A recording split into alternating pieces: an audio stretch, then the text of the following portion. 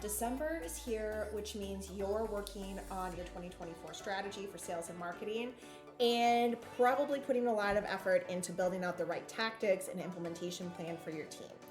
One of the top challenges our clients have with strategic planning and implementation before we start working with them is actually creating an effective strategy that they can fully realize ROI from. And so I wanted to talk a little bit about the steps you can take to make your 2024 strategy a lot more effective and not let it sit on a shelf for half of the year collecting dust. I'm Courtney Galster. I'm the president of Amplify Marketing.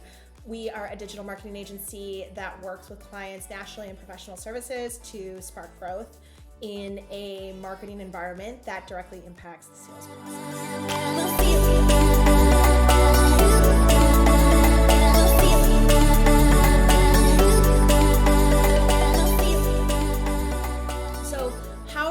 A 2024 strategy effective is one of the most common conversations that I have in quarter one, because a lot of companies want to create a plan and then kind of implement it, but also kind of put it on a shelf, or it becomes too overwhelming and they don't end up implementing it at all.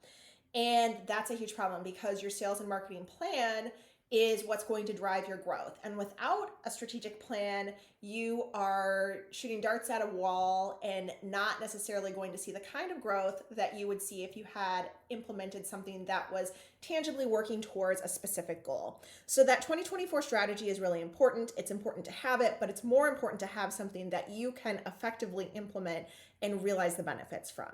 So the first thing that you need to do with your plan, and this is one of the biggest challenges that we commonly see when we start working with clients, is that you need to make your plan actionable.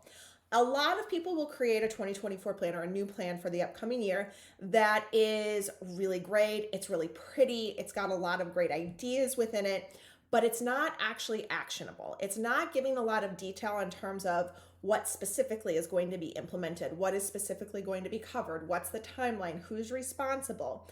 And the challenge with that is that it's very hard to understand what's realistic for your plan and what is going to be the most impactful thing within your plan, and how many resources you're going to have to dedicate to that plan to make it effective. So how much time, energy, bandwidth, and how much money you're going to actually have to pour into that really pretty plan to make it work. Oftentimes, our clients don't need this huge, pretty plan to see the success that they want. They just need to get really targeted with the tactics that they're implementing and implement them really consistently and in a way that is driving towards the challenges that their prospective clients are facing.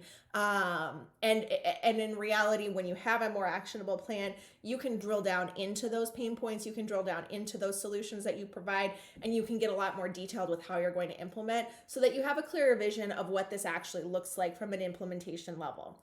The second thing that you need to do, which really ties hand in hand with that actionable strategy, is making sure that your plan is realistic. Because if your plan requires far more resources than you have, be that people, dollars, time, energy, you just won't see success, and then you'll get overwhelmed and you'll abandon the plan.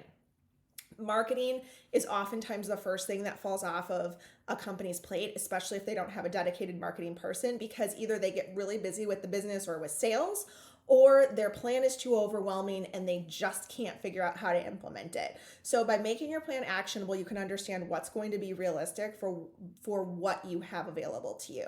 Sometimes that means you need to scale your plan back. And I am a big believer, our whole company is built on this, so it's pretty obvious that I'm a believer in this, but we really strive to create marketing plans that support the sales process. So either we're working to start conversations with new leads, we're trying to nurture prospects that are already in the pipeline, or we're really working towards that greater visibility for the firm as a whole, which kind of contributes to nurturing.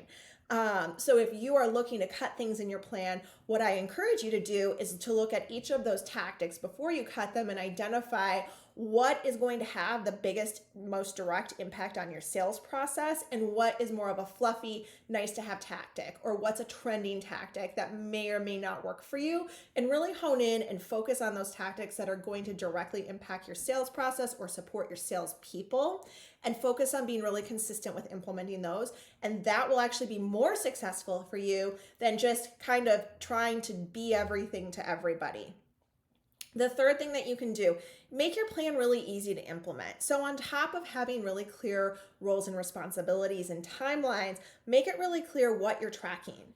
Is there an ROI that you're tracking or working towards? Is there a metric you're tracking towards? Is it an intangible KPI that you need to meet in order to really say that a tactic is successful? No matter what it is, you should always know kind of what you're tracking towards in order to understand whether or not your plan is successful. And then also make it easy to implement with a project management system.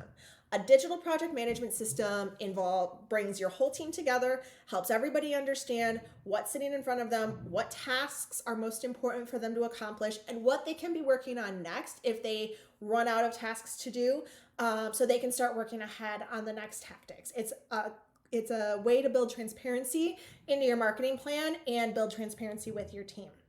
The fourth thing that you really need to do is kind of layering on top of that, which is having regular check-ins with your team.